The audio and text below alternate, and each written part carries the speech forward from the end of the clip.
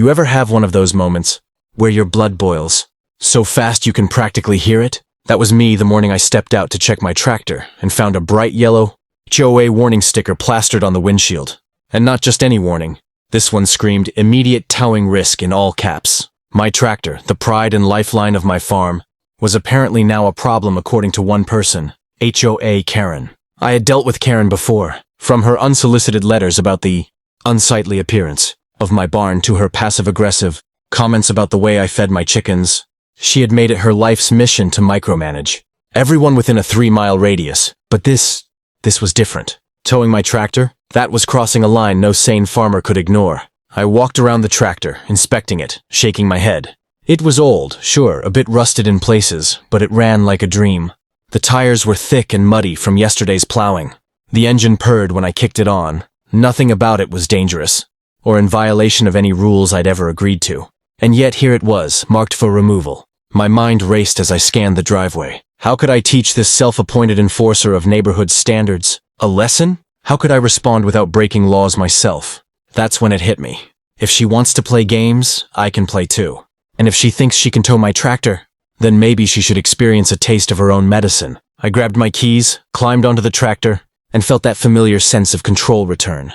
Not just over the machine, but over the situation. I could already picture it. Me, calmly driving the tractor, straight onto Karen's meticulously landscaped driveway. Maybe parking it in a way that blocked her car. Maybe nudging it just close enough to the flowers she loved so dearly. A subtle but undeniable statement. Boundaries matter, Karen. By the time I reached her driveway, the excitement had bubbled into pure anticipation. Karen's house came into view. Immaculately kept, trimmed hedges, perfectly aligned stones. The very picture of HOA perfection. And right in the middle of it, soon to be, would sit my tractor. My bold, stubborn, immovable tractor. And when Karen came out to scream, oh, she was about to get the shock of a lifetime. I rolled the tractor slowly onto Karen's driveway, careful not to hit the mailbox or her precious flower beds. Every wheel made a soft crunch on the gravel, and I could already imagine the horror on her face when she finally noticed. The sense of satisfaction that crept over me was delicious. This wasn't just retaliation.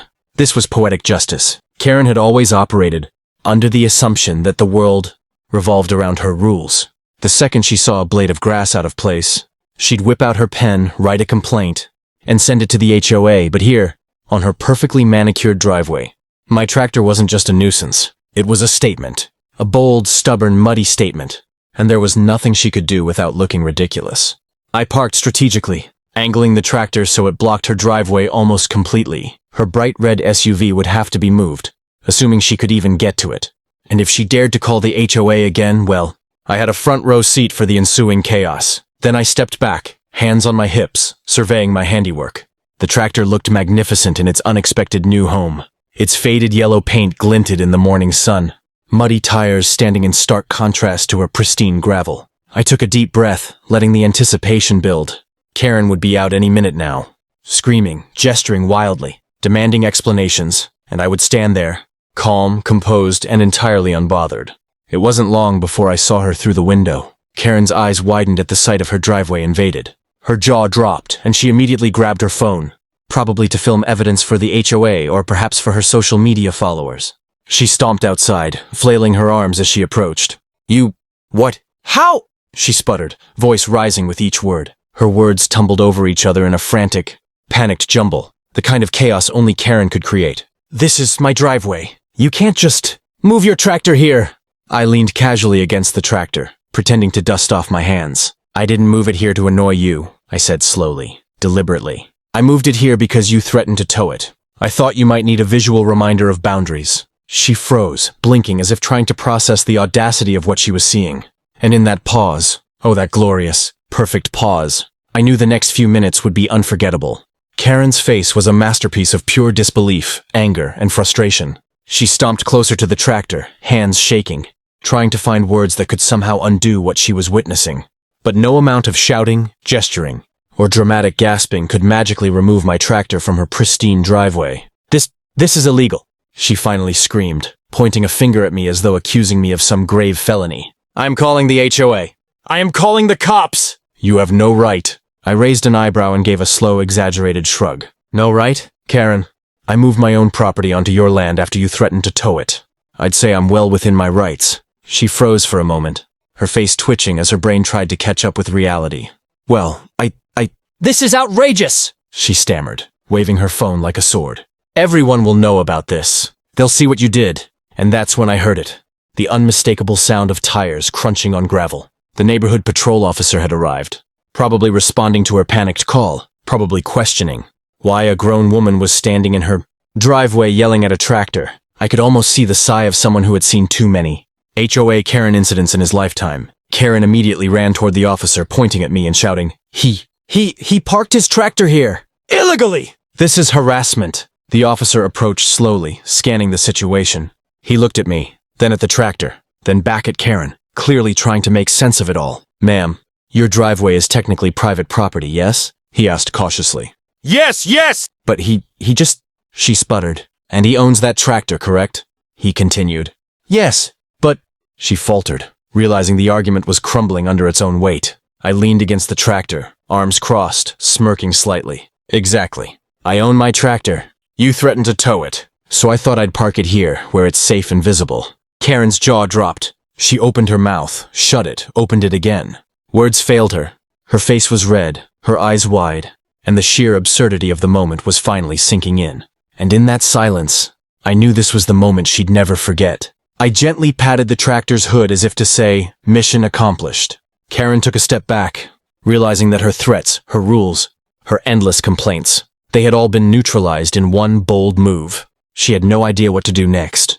Karen stood there, frozen, staring at her driveway now dominated by my tractor. Her hands were on her hips, chest heaving, eyes wide like a deer caught in headlights.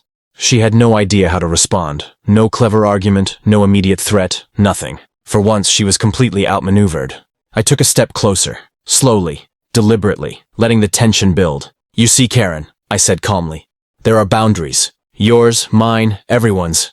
You can't just threaten to tow someone's property and expect no consequences." Her mouth opened, then closed, then opened again.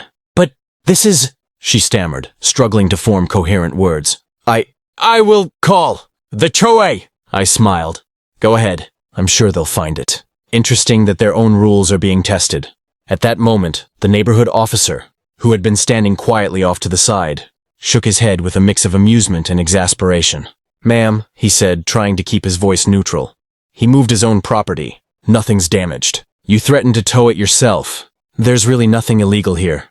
Karen's face turned an even deeper shade of red. She fumbled with her phone, trying desperately to get a live recording going, but the words came out as frantic muttering, rather than the dramatic accusations she had been practicing in her head. I leaned casually against the tractor, arms crossed. "You see, Karen, sometimes a little creativity and a little patience teach lessons more effectively than yelling and threatening."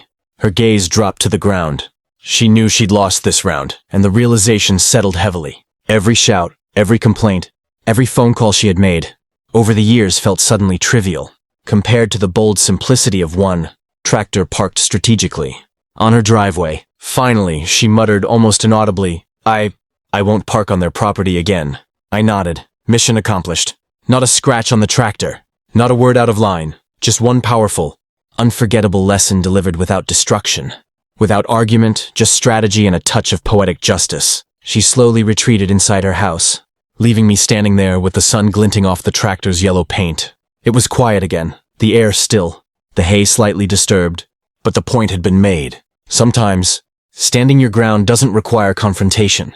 It requires ingenuity. And that day, Karen had learned that in a way she would never forget. The tractor remained where it was for the rest of the day, a symbol of stubborn resolve, a monument to property rights, and a reminder that some lessons are best delivered with action, not words. And as I watched her peer cautiously out the window, I couldn't help but smile. The battle was over, but the story? That one would travel through the neighborhood for weeks. If this Karen went too far, make sure to hit the like button, subscribe for more wild HOA stories, and tell me in the comments what you would have done in my place.